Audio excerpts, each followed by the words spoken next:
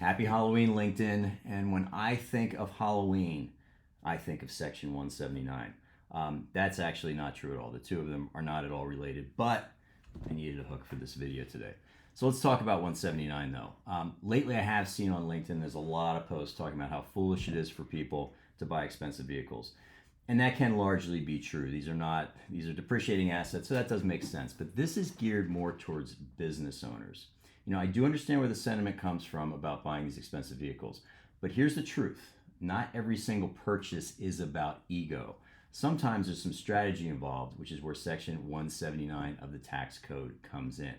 Now, here's what's going on.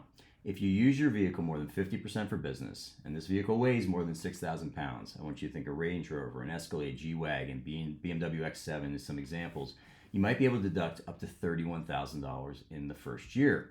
And you don't have to pay cash. You can finance it, still take the full deduction up front. I mean, you can keep your capital working in your business or in your investments while getting the tax break. But that's just the first part. There's also something called bonus depreciation. After you take your Section 179 deduction, you can usually deduct a percentage of the remaining cost. 2025 at 60%. And when you combine both, you can write off a large portion of the total vehicle price in year one. So for business owners who are having a strong income year, this can be a win. It can lower your taxes today, even if you're financing it, spreading payments out over the time. And again, it doesn't matter whether you finance it or pay cash. As long as the vehicle is purchased, titled correctly, and in use before the end of the year, you can take the deduction.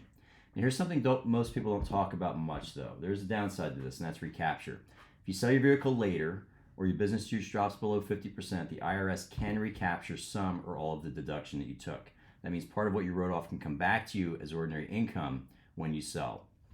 Now, it's not a penalty, it's just basically balancing out the tax benefit you took early. So 179 does still make sense, but only when it fits into a thoughtful plan. So if you're having a strong year, you need a qualifying vehicle anyway, you structure it right, this can be a powerful tool. But again, don't buy something just for a write-off. That doesn't make any sense. You're saving pennies but spending dollars. But buy it because it serves your business and fits your goals and perhaps your lifestyle. When you use this wisely, Section 179, along with bonus depreciation, it's not always about showing off. It can also be part of smart planning. Now, always check with your CPA before making any kind of move like this. I'm not giving you tax advice here. What I am just giving you is some ideas to spark a conversation and to highlight what's possible, one of the very, very small things that are possible with year-end planning. And who knows, maybe you get a new vehicle before the end of the year out of this and you get a good tax benefit in the process. Any further questions, DM me, and have a great weekend, LinkedIn.